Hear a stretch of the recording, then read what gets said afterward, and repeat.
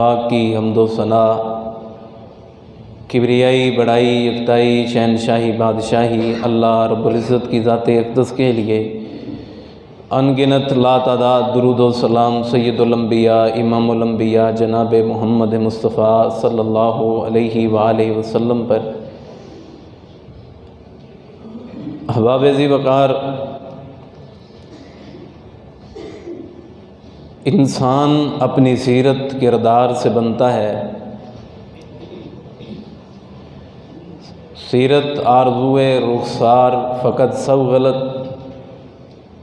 سیرت آرزوئے رخسار فقط سب غلط، خوشبو نہ ہو تو پھول فقط رنگ رہ گئے۔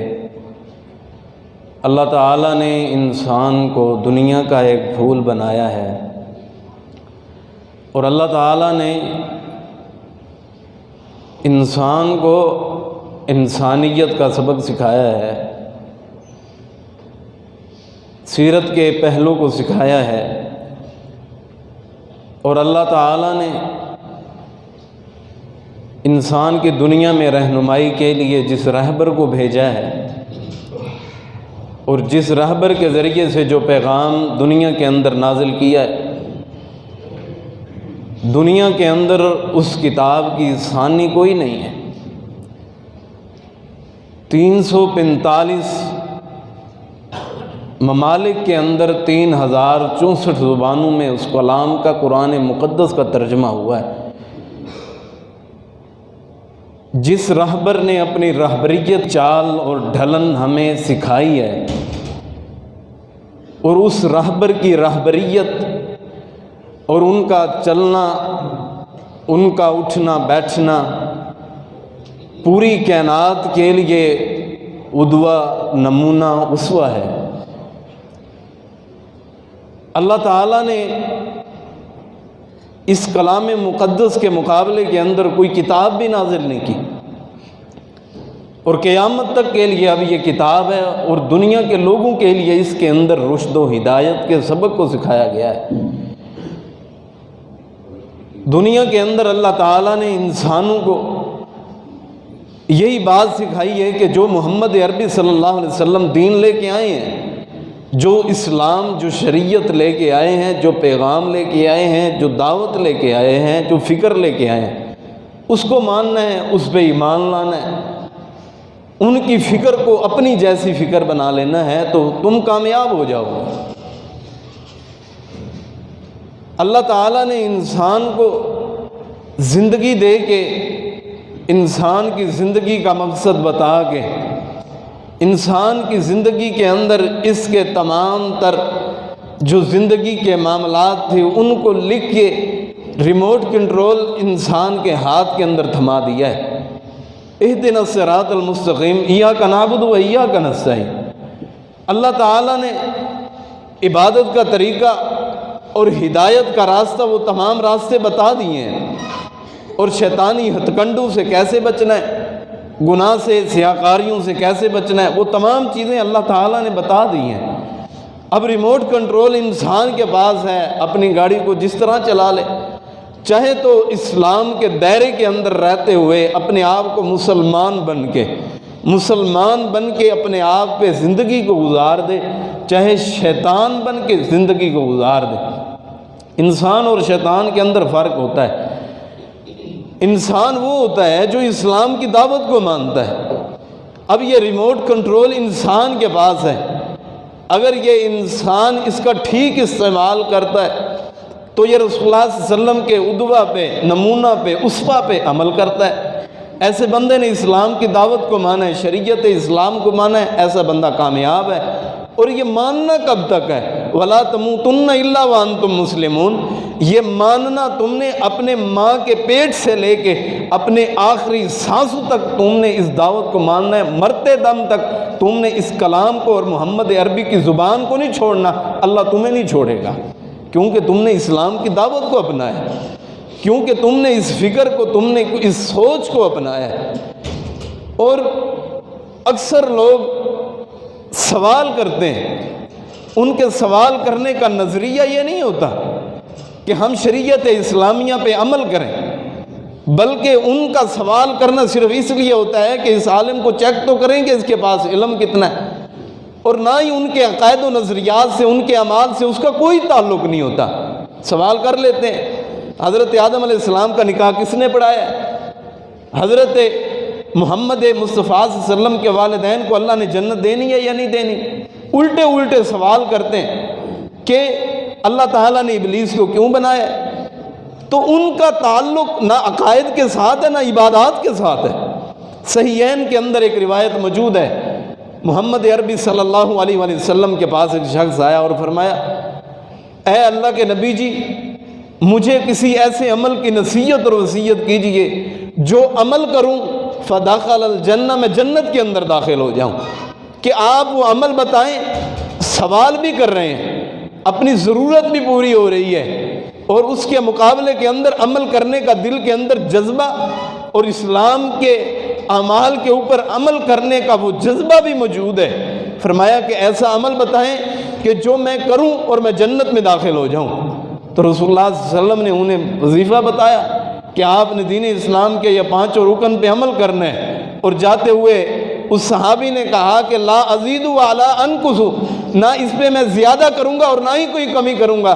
محمد مصطفیٰ صلی اللہ علیہ وسلم نے فرمایا، اگر یہ بندہ سچ کہتا ہے، اگر تم میں سے کوئی بندہ جنتی شخص کو دیکھنا چاہتا ہے تو یہ شخص دنیا کی زمین پہ چلتا ہوا ہے، لیکن یہ جنت کا مہمان ہے، یہ بندہ جنتی ہے، کیونکہ اس نے دین اسلام کو مان لیا، کیونکہ اس نے اسلام کو مان لیا۔ آج ہم بھی دعویٰ کرتے ہیں کہ ہم نے لا الہ الا اللہ محمد مصطفیٰ صلی اللہ علیہ وسلم کا یہ کلمہ پڑھا ہے، محمد رسول اللہ صلی اللہ علیہ وسلم، یہ تمام ہم نے کلمہ پڑھا ہے، رسول اللہ صلی اللہ علیہ وسلم کی ہم زندگی پہ چلنے والے ہیں، لیکن ہمارے اعمال ویسے نہیں ہیں، اور ان کا عمل اور ان کی سیرت ہمارے لیے اسوہ، قدوہ اور نمونہ ہے۔ تو ہم جن کو عبادت سمجھتے ہیں، ہم سمجھتے ہیں کہ نماز 5 گانا نماز پڑھ لی تو یہی عبادت ہے، روزے سال کے اندر رمضان المبارک کے اندر رکھ لیے یہی عبادت ہے، اگر اللہ تعالیٰ نے مال دیا ہے تو حج کر کے آ گئے یہی عبادت ہے، اور اپنے مال سے زکوٰۃ کو نکال دیا یہی عبادت ہے۔ یہ عبادت کا مفہوم غلط ہے جسے میں اور آپ سمجھتے ہیں۔ عبادت کا مفہوم کچھ اور ہی طرح ہے۔ عبادت کا مفہوم اللہ تعالیٰ نے سورۃ فاتحہ کے اندر ایاک نعبد و ایاک نستعین اہدنا الصراط المستقیم ولا انتم مسلمون کے اندر دائرے کے اندر رہ کے اللہ تعالیٰ نے تمام چیزوں کو بتلا دیا ہے۔ اے مسلم امت، تمہارا اٹھنا اور بیٹھنا محمد عربی جیسا ہونا چاہیے، تمہارا کھانا پینا، تمہارے لباس، تمہارا تمام چیزیں جب محمد عربی جیسی ہوں گی تو تم نے اسلام کی دعوت کو مانا ہے اور تم پکے مسلمان ہو۔ ہم دیکھیں کہ ہم بھی اسلام کو اپنانے کا اور اللہ کے نبی کے ساتھ محبت کے دعویٰ دار ہیں۔ اب دیکھیں، اپنے بالوں سے لے کے اپنے پاؤں کے ناخن تک دیکھیں کہ ہمارے جسم کے اوپر کتنا اسلام موجود ہے۔ ہمارے بالوں کی کٹن کیا یہ مصطفیٰ صلی اللہ علیہ وسلم جیسی ہے یا نہیں؟ کیا ہماری آنکھیں مصطفیٰ صلی اللہ علیہ وسلم جیسی آنکھیں ہیں یا نہیں؟ کیا جیسے ان کی آنکھوں کے اندر حیا موجود تھا، کیا ہماری آنکھوں کے اندر ویسا حیا موجود ہے؟ کیا جیسے محمد عربی صلی اللہ علیہ وسلم اور صحابہ کرام کی زبانیں تھیں، کیا جس طرح انہوں نے اسلام کو اپنایا تھا اور اسلام کی دعوت اور فکر کے لیے جس طرح ان کی زبانیں بولتی تھیں، کیا ہماری بھی زبانیں اس قدر بولتی ہیں؟ کیا ہمارے بھی کان ان چیزوں کو سماعت کرتے ہیں جن چیزوں کو سماعت صحابہ کرام محدثین نے کی ہے؟ کیا ہمارے جسم کے اوپر جو لباس ہے، کیا یہ ایسا لباس ہے کہ جو مصطفیٰ صلی اللہ علیہ وسلم کو پسند ہے، جو اسلام کو پسند ہے، جو اللہ تعالیٰ کو پسند ہے؟ کیا میری بہن اور میری ماں اور ہمارے رشتہ داروں کا لباس کیا ایسا لباس ہے کہ جو مصطفیٰ صلی اللہ علیہ وسلم کو پسند ہے یا نہیں پسند؟ ہم دعوے دار ہیں، ہم نے کلمہ توحید پڑھا ہے، ہم نے یہ سند کو حاصل کر لی ہے، اور ہم اس سند کو حاصل کرنے کے بعد کہتے ہیں کہ ہم مسلمان ہیں۔ حضرات، ہم کہتے ہیں کہ ہماری دعائیں قبول نہیں ہوتی، اللہ ہماری التجاؤں کو نہیں سنتا، اللہ اس وقت ان لوگوں کی التجا کو سنتا ہے۔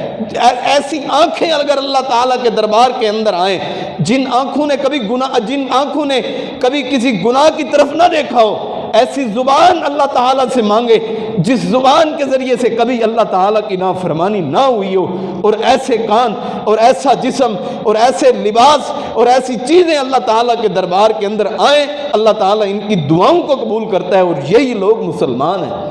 اور ہم مسلمان کا کیا ترجمہ کرتے ہیں؟ ہم مسلمان کا ترجمہ کرتے ہیں کہ بچے کے کان کے اندر اذان دے دیے، بس یہی چیزیں بس ہیں، باقی جو کچھ دنیا کے اندر کرتے رہو۔ اور یہ مسلمان کے دائرے کے اندر ہے۔ اگر ایک بندہ ایک بچے کے کان کے اندر اذان دینے کے بعد وہ کہتا ہے کہ یہ مسلمان ہو گیا، اس نے کلمہ توحید پڑھ لی ہے، اب اس کے اذان دینے کے بعد وہ دنیا کے اندر گناہ بھی کرتا رہے، سود بھی کھاتا رہے، زنا بھی کرتا رہے، چوری بھی کرتا رہے، اللہ تعالیٰ کے نافرمانی کے کام بھی کرتا رہے، اور کہے کہ میں مسلمان ہوں، کون اسے مسلمان کہتا ہے؟ کوئی بھی اسے مسلمان کہنے کے لیے تیار نہیں ہے۔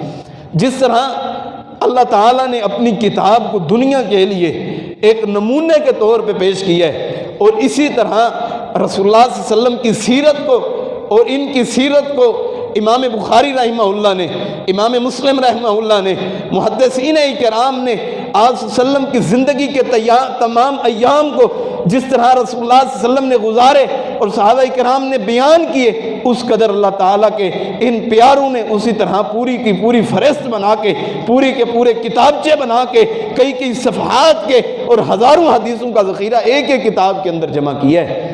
ہماری آنکھ اللہ تعالیٰ نے بنائی ہے، اس کے پیچھے 32 کروڑ اللہ تعالیٰ نے راڈ اینڈ پاؤنڈز رکھے ہیں۔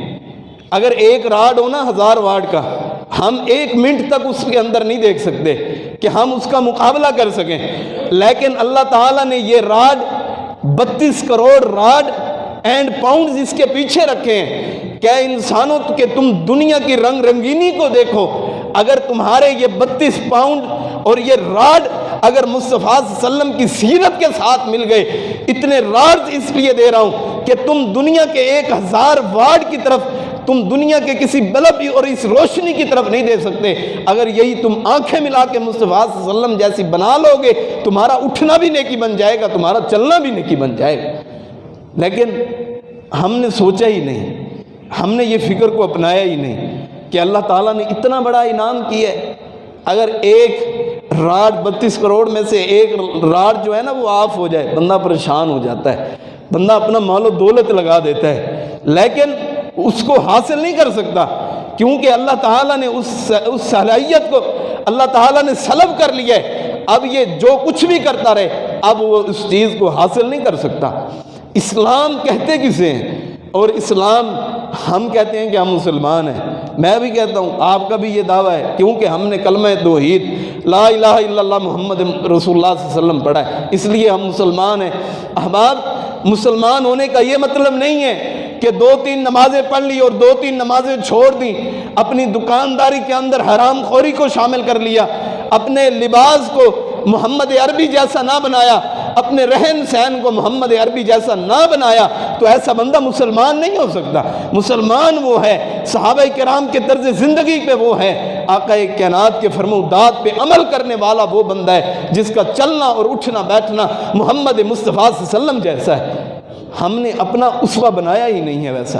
ہم چاہتے ہیں کہ ہم کسی اور کے ساتھ مل جائیں، کوئی ہم امیر آدمی دیکھ لیں، کسی کو اللہ تعالیٰ سیاست دے دے، جیسے وہ ڈریس پہننا شروع کر دے ہم ویسا پہننا شروع کر دیتے ہیں، ہم اس کی زندگی کو اپنی زندگی کے اندر لانا شروع کر دیتے ہیں۔ یہ مثال سمجھ نہیں آتی تو آپ اپنے محلے کے اندر کئی ایسے سکولز دیکھتے ہیں، ہر سکول کی یونیفارم ہوتی ہے۔ اگر کسی سکول کے اندر 200-300 بچے پڑھتے ہیں تو اس کی بھی اپنی یونیفارم ہوتی ہے۔ ہر کالج اور ہر یونیورسٹی کی، ہر ادارے کی اپنی یونیفارم ہوتی ہے۔ اگر ہم ان تمام اداروں کی یونیفارم بنا کے پہن سکتے ہیں، کیا محمد عربی صلی اللہ علیہ وسلم کا کوئی یونیفارم نہیں ہے؟ کیا اس یونیورسٹی کی، اس درسگاہ کی، کیا اسلام کی، کیا مسلمان ہونے کی کوئی یونیفارم نہیں ہے؟ اگر ایک سکول یونیورسٹی کوئی لباس کوئی متعین کر سکتی ہے، کوئی یونیفارم متعین کر سکتی ہے، تو محمد عربی نے بھی ہمارے لیے یونیفارم کو متعین کی ہے۔ جیسا لباس رسول اللہ صلی اللہ علیہ وسلم نے پہنا ہے، ہمیں بھی ویسا لباس پہننا چاہیے،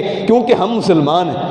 ہم دیکھیں ہمارے لباس کے اندر، ہماری بہن اور بیٹیوں کے لباس کے اندر کس قدر ٹائٹس لباس آ گئے۔ آج ہو امت مسلمہ، آج ہو سیرت طیبہ پر عمل کرنے والی، آج ہو سیدہ عائشہ رضی اللہ تعالی عنہ کے منہج کے دعوے دار، آج ہو حیا کو اپنانے والی صدیقہ جیسا حیا کو اپنانے والی، آج شرم کو اپنانے والی ہو سیدہ فاطمہ رضی اللہ تعالیٰ عنہا کے ان کے سیرت کو اپنانے والی ہو، لیکن اس کا لباس ان جیسا نہ ہو، میں کیسے مانوں کہ اس نے اپنا اسوہ حضرت سیدہ عائشہ رضی اللہ تعالیٰ عنہا یا حضرت فاطمہ رضی اللہ تعالیٰ عنہا جیسا بنایا ہے؟ ہم دیکھیں ہمارے بچوں کا لباس کیسا ہے، کہ ہم بھی مسلمان ہیں، وہ بھی مسلمان تھے اور ہم بھی مسلمان ہیں، ہم کیسے مسلمان ہیں؟ یہ دعویٰ اور یہ تمام چیزیں یہ جہاں کی یہاں دری رہ جائیں گی، اور حقیقی معنی کے اندر وہ بندہ کامیاب ہوگا جس نے پورے اپنے بالوں سے لے کے ناخن تک اسلام کے دائرے کے اندر رہ کے زندگی کو بسر کیا ہے۔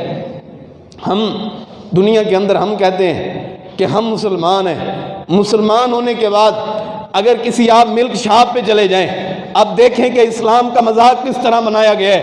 محمدی ملک شاپ کے اندر ٹیشو پیپر کو ملایا جاتا ہے تاکہ دہی گاڑھی ہو جائے، دودھ کے اندر پانی ملایا جاتا ہے تاکہ دودھ زیادہ بک جائے، مال و دولت زیادہ حاصل ہو جائے۔ محمدی ملک شاپ لکھ کے محمد صلی اللہ علیہ وسلم کی اسوہ کو بگاڑنا چاہتے ہو۔ محمد مصطفیٰ صلی اللہ علیہ وسلم نے فرمایا من غش فلیس منا، جس نے ملاوٹ کی وہ ہم میں سے نہیں ہے۔ یہ محمد ملک شاپ لکھ کے اندر بے ایمانی اور حرام خوری چلتی رہے، یہ لوگ کہیں کہ ہم مسلمان ہیں، میں کیسے مانوں کہ یہ مسلمان ہیں؟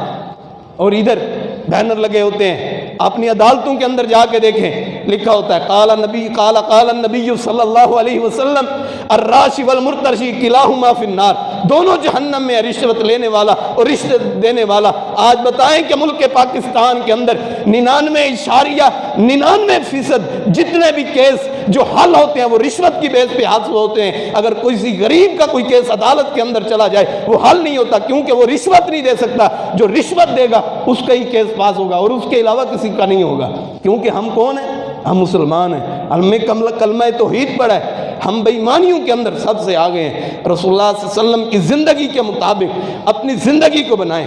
آج دیکھیں الرحمان ریسٹورنٹ، الرحمان میڈیکل سٹور، الکریم گارڈن، یہ تمام چیزیں یہ اللہ کے ناموں کے ساتھ رکھی ہوتی ہیں، لیکن ان کے اندر بے ایمانی بھی ہوتی ہے، حرام خوری بھی ہوتی ہے۔ اگر الکریم ریسٹورنٹ بنا کے، الرحمان ریسٹورنٹ بنا کے نیچے بے ایمانی چل رہی ہو، مردہ جانوروں کا گوشت کھلایا جا رہا ہو اور حرام جانوروں کا گوشت مکس کیا جا رہا ہو، اور یہ کہے کہ میں مسلمان ہوں، میں کیسے مانوں کہ تو مسلمان ہے؟ تو نے کلمہ توحید پڑھا ہے کہ تیرے پاس سرٹیفکیٹ موجود ہے، تیرے پاس کیسا سرٹیفکیٹ موجود ہے؟ من سالم المسلمون من لسانہ و یدہ، وہ مسلمان ہے جس نے اپنے ہاتھ اور زبان سے کسی کو تکلیف نہیں دی۔ وہ ایسا بندہ مسلمان اور مومن نہیں ہو سکتا جس نے دوسرے بندے کو اذیتیں دیتا ہے، تکلیف دیتا ہے۔ اگر دو بہنیں ہیں نا آپس میں، ایک کو اللہ تعالیٰ نے اچھے گھرانے میں بھیج دیا ہے اور ایک بیچاری غریب گھرانے کے اندر ہے، اگر یہ غریب بہن اپنی بڑی بہن امیر زادی کے پاس چلی جائے کہ میں اپنے بیٹے کا نکاح آپ کے ساتھ کرنا چاہتی ہوں، تو کیا کہتا ہے؟ کہتی ہے کہ تو غریب گھر کے اندر رہنے والی، تیری تو جھونپڑی ہے، اگر ان کو تانا دیتے ہو تو بتاؤ محمد عربی امام الانبیاء ہو کے، ساری کائنات کا سردار ہو کے رشتہ کن کے ہاتھ کے اندر دیا ہے؟ حضرت علی اور مرتضیٰ رضی اللہ تعالیٰ عنہ کے ہاتھ کے اندر اپنے لخت جگر کا ہاتھ رکھا ہے، ان کے پاس تو اپنا کرائے کا مکان بھی موجود نہیں تھا۔ یہ اذیتیں، یہ تکلیفیں صرف مال کی بنیاد پہ ہیں۔ یہ مال کتنا ہے، یہ حسن و جمال کتنا ہے؟ آج کتنے لوگ ایسے موجود ہیں جو اپنے آپ پہ ناز کیا کرتے تھے، آج سے پہلے کتنے لوگ ہیں کہ جن کا مال و دولت تھا، آج وہ زمین کے اندر ہیں، آج مٹی کے اندر ہیں، آج ان کا کوئی نام لینے والا موجود نہیں ہے۔ تیری کہاں گئی جوانی؟ تیری کہاں گئی وہ اولاد کے نعرے لگانے کے یہ میری اولاد بڑی فرما بردار ہے، میری اطاعت گزار ہے؟ اگر اتنے واقعات تک دیکھنے کو آتے ہیں، ہمارا معاشرہ اسلام کا معاشرہ ہے یا مسلمانوں کا معاشرہ ہے؟ اگر کوئی باپ فوت ہو جائے، اکثر لوگوں کو ایسے دیکھا ہے کہ باپ نے کسی کا قرضہ دینا ہونا تو بیٹے کے پاس آتے ہیں، اعلان جنازے کے اندر کر دیتے ہیں کہ ذمہ دار ہم ہیں۔ اگر باپ نے قرضہ دینا ہو تو یہ لوگ واپس آئیں کہ باپ نے اتنا قرضہ لیا تھا واپس کر دو، کہتے ہیں کہ ہمارا باپ وہ قبروں کے اندر سویا ہوا ہے، جا کے اس کو نکال کے قرضہ لے لو، ہم اس کے وارث نہیں ہیں۔ ساری زندگی حرام خوری کے اندر، ساری زندگی کے اندر اپنے بیٹوں کو حرام اور سود کھلانے پہ گزار دی ہے۔ اب دو قبر کے اندر کیا جواب دیتے ہو اللہ کو؟ ہیں ہم مسلمان، ہم دعویٰ کرتے ہیں کہ ہم مسلمان ہیں، ہم نے اسلام پڑھا ہے، ہم نے کلمہ توحید پڑھا ہے۔ رسول اللہ صلی اللہ علیہ وسلم نے فرمایا لا يدخل الجنت قطاعون، رشتہ داری کو توڑنے والا بندہ جنت میں داخل نہیں ہو سکتا۔ کس نے ایسے لوگ موجود ہیں جنہوں نے اپنے ماں باپ کے چہروں کے اوپر تماچے مارے ہیں؟ اگر بیٹی اپنی جائیداد مانگنے کے لیے آئی ہے تو اس ظالم نے اپنی بہن کو، اپنی بیٹی کو دھکے دیتے ہوئے باہر نکال دیا کہ اپنی بیٹی کو جائیداد دے دو۔ اور کتنے ظالم ایسے موجود ہیں کہ جس نے کتنے سالوں تک، کئی سالوں تک اپنے بھائی سے تک کلام تک نہیں کی۔ لا يدخل الجنت قطاعون، ایسا بندہ جنت کے اندر داخل نہیں ہوگا۔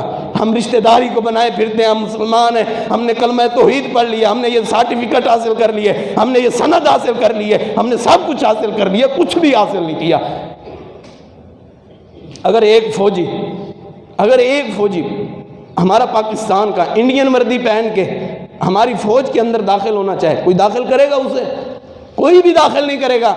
اگر پاکستان کی فوجی وردی پہن کے، یہ یونیفارم ان کا اپنا لباس پہن کے، اپنی وردی پہن کے انڈین آرمی کے اندر داخل ہونا چاہے، انڈین آرمی داخل نہیں کرے گی، اور نہ ہی مسلم آرمی داخل کرے گی۔ ہو انگریز کا لباس پہن کے آ کے محمد مصطفیٰ جیسا بننا چاہو تو کیسے یہ لباس قبول ہوگا؟ اگر دنیا کے یہ لباس قبول نہیں ہوتے یہ کیسے قبول ہوگا؟ یہ بھی قبول نہیں ہے۔ آئیں اپنے آپ کو ذرا اسلام کے معاشرے کے اندر لے کے آئیں۔ سنن ابن ماجہ کے اندر جب میں یہ روایت پڑھ رہا تھا تو اتنا زیادہ افسوس اور اپنے امت مسلمہ کے جب اپنے لوگوں کو دیکھتا ہوں، آج وہ بھی وقت آن ٹھہرا ہے کہ امت مسلمہ کی بیٹیاں جنہوں نے قربانیاں دی ہیں اسلام کی خاطر، حضرت خدیجہ رضی اللہ تعالی عنہ قوم کی سردار ہیں، مال و دولت بھی پاس ہے۔ جب رسول اللہ صلی اللہ علیہ وسلم کے ساتھ ان کا نکاح ہوا ہے 3 سال تک شیب ابی طالب کے اندر رہی ہیں، اور ایسا وقت بھی آیا ہے کئی دن تک ان کے گھر کے اندر کوئی چیز پکانے کے لیے اور کھانے کے لیے نہیں ہوتی تھی، لیکن یہ نہیں کہا کہ بھوک سے مر رہے ہیں اور محمد عربی کا گھر اور چولہا نہ جلے اور ان کی بیوی بھی شکایت نہ کرے۔ یہ مسلمان ہونے کا مطلب ہے کہ اس پہ آ کے تم نے صبر کرنا ہے، اطمینان کرنا ہے۔ تمہیں تنگی دینے والا، تمہیں آسانیوں کے اندر بھیجنے والا بھی میں ہوں۔ اگر پریشانی آئیں گی تو مجھ اللہ کی وجہ سے آئیں گی، اگر تنگیاں آئیں گی تو مجھے اللہ کی وجہ سے آئیں گے۔ اور آل یاسر کو دیکھیں آپ، آل یاسر کے اندر کتنے ظلم کیے ہیں۔ حضرت عمار رضی اللہ تعالیٰ دھنسا دیا گیا ہے، ان کے باپ کو یاسر کو انہیں بھی دھنسا دیا گیا ہے، اور ان کی اماں جان کو۔ آج میں اپنی ماں کا بڑا احترام کرتا ہوں، آپ اپنی ماں کا بڑا احترام کرتے ہیں، ذرا چلیں یہ نقشہ دکھانا چاہتا ہوں، اس میدان کے اندر چلیں جب ماں سامنے موجود ہے۔ اس ظالم نے، ابو جہل نے، ایک روایت کے اندر ایسے آتا ہے کہ اس نے ایک اونٹ کے ساتھ ایک ٹانگ باندھ دی اور دوسرے کے ساتھ دوسری ٹانگ باندھ دی۔ اس سے قبل ابو جہل کہتا ہے کہ تو کلمہ توحید کو چھوڑ دے، لا الہ الا اللہ محمد رسول اللہ صلی اللہ علیہ وسلم کو چھوڑ دے، تجھے میں چھوڑ دوں گا۔ انہوں نے اپنے سینے کو بلند کرتے ہوئے کہا کہ تو مجھے ایسا آواز سے کہتا ہے اور تو کہتا ہے کہ اس کلمے کو چھوڑ دے۔ زور سے یہ کلمہ کہا کہ لا الہ الا اللہ محمد رسول اللہ، میری زندگی کا مقصد محمد عربی کے دین پہ قائم رہنا ہے، ان پہ مرنا اور ان پہ مٹنا ہے، تو کیسے مجھے روک سکتا ہے؟ اس ظالم نے ایک اونٹنی کے ساتھ ایک ٹانگ باندھ دی ہے، دوسری کے ساتھ دوسری ٹانگ باندھ دی ہے۔ اگر میری ماں کے ساتھ، اگر آپ کی بہن بیٹی کے ساتھ کوئی ایسا کرے تو کون برداشت کرے گا؟ ادھر عمار موجود ہے۔ اللہ میں تیری ان پیاروں پہ قربان جاؤں، اللہ اتنے پیارے تو نے ان لوگوں کو بنایا ہے، ماں سامنے ہے۔ اس ظالم نے ایک اونٹنی اس طرف دوڑا دی ہے، ایک اونٹنی اس طرف دوڑا دی ہے، درمیان کے اندر نیزہ مار کے ان کے حضرت سمیہ کے 2 ٹکڑے کر دیے ہیں۔ حضرت عمار نے پھر بھی نہیں کہا کہ اللہ تیرے دین کو ماننے والے ہیں، اللہ تیری شریعت کو ماننے والے ہیں، پھر بھی تکلیفیں ہوتی ہیں۔ آج ہمارا لباس ایسا ہو، آج ہمارا آئیڈیل حضرت سمیہ ہونی چاہیے تھی، آج ہم نے انڈیا کی لڑکیوں کو بنایا، آج گلوکاروں کو بنایا، اور ہم دعوے دار ہم اسلام کے ہیں، ہم نے اس دعوت کو بنایا، اور ان کے والد کو بھی وہاں پہ قتل کر دیا گیا ہے، شہید کر دیا گیا ہے۔ حضرت عمار کو بھی تکلیفیں دی گئی ہیں، لیکن کلمہ نہیں چھوڑا، لا الہ الا اللہ محمد رسول اللہ صلی اللہ علیہ وسلم۔ یہ زبان جب تک ہلتی رہے گی یہ کلمہ توحید کہتی رہے گی، اللہ کی نافرمانی نہیں کر سکتے۔ وہ اتنے مشکلات کے اندر اللہ کی فرما برداری کریں، اور میں اور آپ کا کیا حال ہے؟ کس مقام پہ کھڑے ہیں؟ اسلام کو اپناتے ہیں، ہم مسلمان ہیں۔ کس چیز کے مسلمان ہیں؟ کلمہ توحید لا الہ الا اللہ محمد رسول اللہ صلی اللہ علیہ وسلم کو پڑھنے کے بعد ہمارا لباس کیسا نہ ہو۔ ہم میری اور آپ کی بہنیں جینز پہنے، ٹائٹ لباس پہنے، ہمیں مر جانا چاہیے تھا۔ رسول اللہ صلی اللہ علیہ وسلم کی کیا ایسے صحابیات نے زندگی گزاری ہے جیسے میری اور آپ کی مائیں بہنیں اور میں اور آپ زندگی گزار رہے ہیں۔ میں ایک دکان پہ گیا کپڑا لینے کے لیے، تو میں نے کہا کہ یار آپ نے یہ کیوں ایسا گندا لباس رکھا ہوا ہے؟ کہتے ہیں کہ ہمیں آرڈر ہی اس طرح ہوتا ہے، ہم کیا کریں، ہم اچھا لباس یہاں پہ بڑی بڑی چادروں والا لباس رکھتے ہیں، وہ بکتا ہی نہیں ہے، ہم کیا کریں، یہ لوگ ایسے لباس کو پسند نہیں کرتے، لیکن ہیں کون؟ یہ مسلمان ہیں۔ آج چھوڑ دو، اپنی بہنوں کا، اپنی ماؤں کا، اپنی بیٹیوں کو ایسا لباس بنا دو جیسے حضرت سیدہ عائشہ رضی اللہ تعالیٰ عنہ کا لباس تھا، جیسے حضرت فاطمہ رضی اللہ تعالیٰ عنہ کا لباس تھا۔ یہ ان کو اپنے آرڈر تبدیل کرنے پہ مجبور کر کے امت مسلمہ کے نوجوانوں، تم اپنے گھروں کے اندر قرآن کے نغموں کو اور قرآن کی تلاوتوں کو بلند کرنا شروع کر دو، پھر دیکھنا اسلام کس قدر غالب آتا ہے، پھر دل کے اندر ایمان اور ایمان کی لذتیں کس طرح آتی ہیں، پھر کس طرح اللہ کی محبت حاصل ہوتی ہے، پھر کس طرح اللہ تعالیٰ کا پیار حاصل ہوتا ہے۔ آئیں حقیقی معنوں کے اندر اپنی زندگی کو قربان کریں جس طرح صحابیات نے قربان کی ہے۔ حضرت خنسہ رضی اللہ تعالیٰ عنہ، میدان سجا ہوا ہے، جہاد کا میدان لگا ہوا ہے، 4 لخت جگر ہیں، کہا کہ بیٹو، چاروں بیٹوں کو کہا کہ میرے پاس کوئی نہ رہے، میری خوشی کی بات یہ ہے کہ چاروں جائیں اور کلمہ توحید پہ جا کے شہید ہو جائیں، اس سے بڑی خوشی میری کوئی بھی نہیں ہو سکتی۔ میدان جہاد ختم ہوا، لوگوں نے کہا کہ آپ کا فلاں بیٹا شہید ہو گیا، خوش ہونے لگ گئی کہ لا الہ الا اللہ محمد رسول اللہ صلی اللہ علیہ وسلم پہ میرا بیٹا شہید ہو گیا، دوسرا بیٹا بھی شہید ہو گیا، تیسرا بھی شہید ہو گیا، چوتھا بھی شہید ہو گیا، کیونکہ انہوں نے کلمہ توحید پڑھ کے اسلام کو اپنا کے حقیقی معنوں کے اندر مسلمان تھے۔ آج اگر ہمیں اللہ تعالیٰ نے اولاد دی ہے، حضرت خنسہ نے اپنی ساری اولاد ہی قربان کر دی اللہ کے راستے کے اندر، اگر آپ کی اولاد ہے، اگر آپ اپنے بھائیوں کے سربراہ ہیں، اپنے بیٹوں کو، اپنے بھائیوں کو اگر اللہ تعالیٰ نے 2-3 بیٹے دیے ہیں، ایک کو لے ہیں دین کے راستے پہ اور کہیں کہ تو نے بیٹا دین پڑھ کے دین کی ابلاغ کرنی ہے، دین کی دعوت کو عام کرنا ہے، لائیں اپنے بیٹوں کو اس پہ۔ ہم کہتے ہیں چھوٹے بچے ہو نا، پوچھتے ہیں پتر ABC آتی ہے؟ ABC آپ کو آتی ہے؟ اسکول کی کتنی کلاسیں پڑھ چکے ہیں؟ کبھی ایسے پوچھا ہو کہ بیٹا آپ کو کتنے سپارے قرآن مجید کے حفظ ہیں، کتنے سپارے آپ کے پاس آپ نے حفظ کیے ہیں؟ امام بخاری رحمہ اللہ نے 17 سال کی عمر کے اندر تاریخ الکبیر جیسی عظیم کتاب لکھ کے قوم کے سامنے پیش کر دی تھی۔ آج 17 سال کا نوجوان، اگر یہ 17 سال کا نوجوان ہو جائے اور اس کے ہمسائے کو اپنی دیواریں اونچی کرنے مجبور ہو جائے، اگر اس کا ہمسایہ اس سے تنگ ہونے لگ جائے تو یہ مسلمان ہے، یہ کچھ اور ہے۔ حضرت اسامہ بن زید رضی اللہ تعالیٰ عنہ، 17 سال کی زندگی ہے ان کی، رسول اللہ صلی اللہ علیہ وسلم نے جن کو اپنی زندگی کے اندر آخری امیر جنہیں مقرر کی ہے وہ یہی شخص ہے۔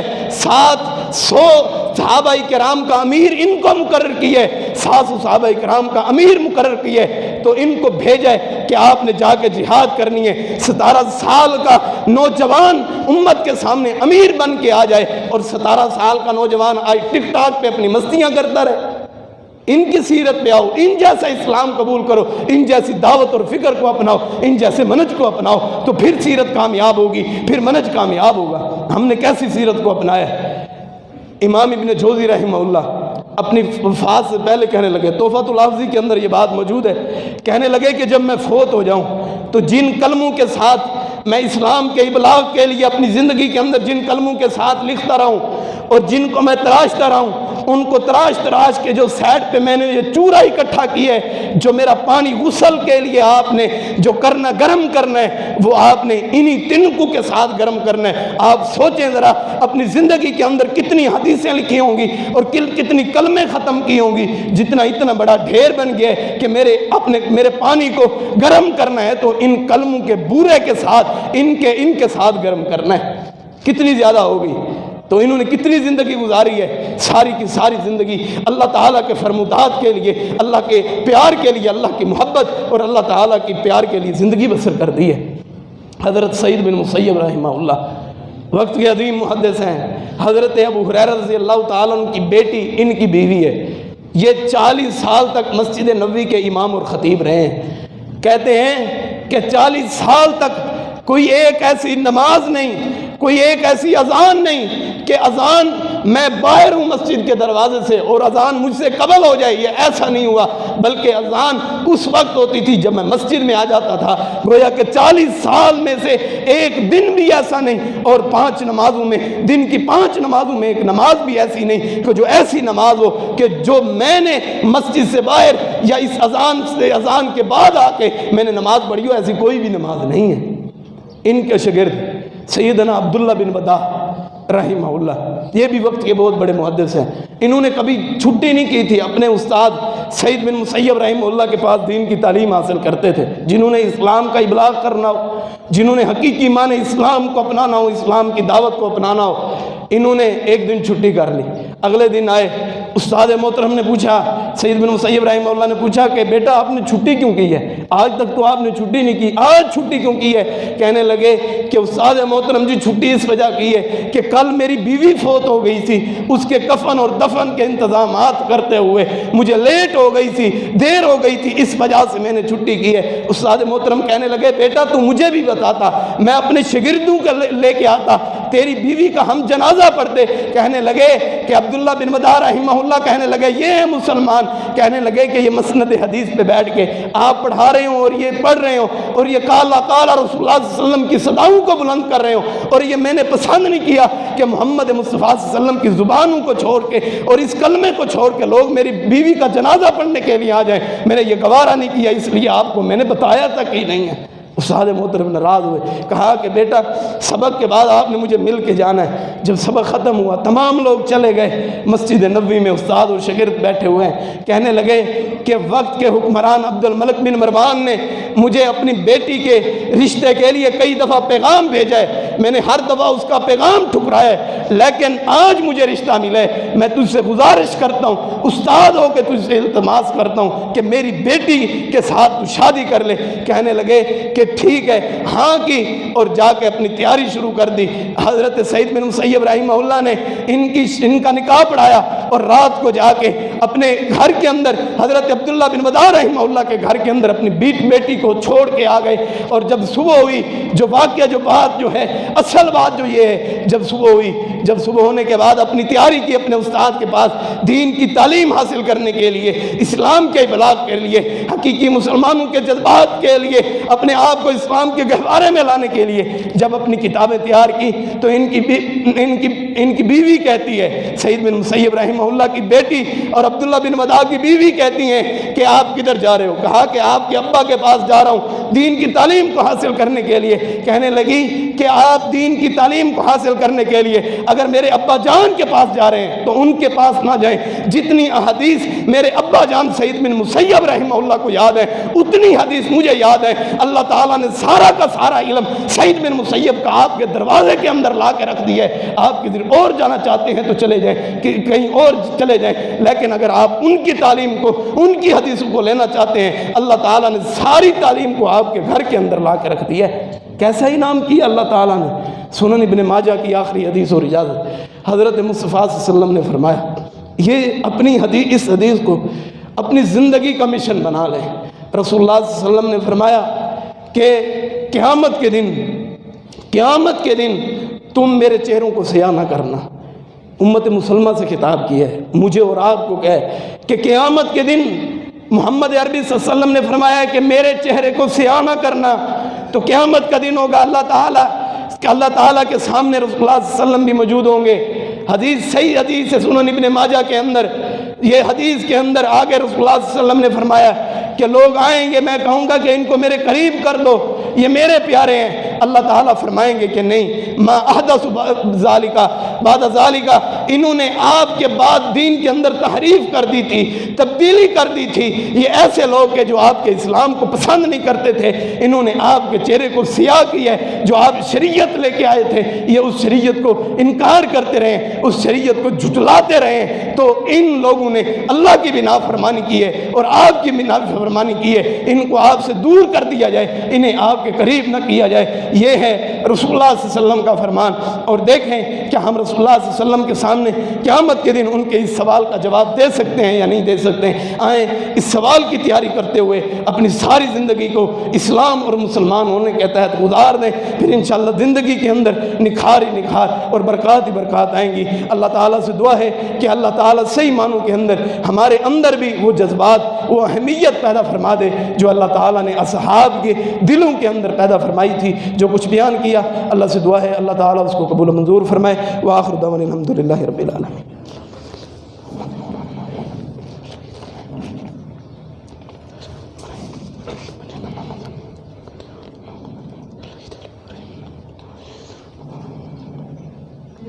الحمدللہ الحمدللہ وکفا والصلاة والسلام علی عبادہ الذین اصطفیٰ، اما بعد۔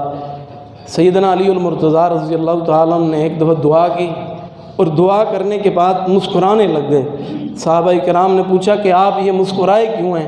فرمایا میں مسکرایا اس لیے ہوں کہ اسی مقام پہ رسول اللہ صلی اللہ علیہ وسلم نے دعا کی تھی اور دعا کے بعد رسول اللہ صلی اللہ علیہ وسلم بھی مسکرائے تھے، میں اسی لیے مسکرایا ہوں کیونکہ رسول اللہ صلی اللہ علیہ وسلم بھی مسکرائے تھے۔ ایسی طرز زندگی ہو تو پھر زندگی کے اندر نکھاریں آتی ہیں۔ سید حضرت بدیع الدین راشدی رحمہ اللہ وقت کے بہت بڑے محدث اور محقق گزرے ہیں، ان سے ایک شخص نے سوال کیا کہ سیدنا علی المرتضیٰ رضی اللہ تعالیٰ عنہ یہ عادتاً ہنسے تھے یا عبادتاً ہنسے تھے؟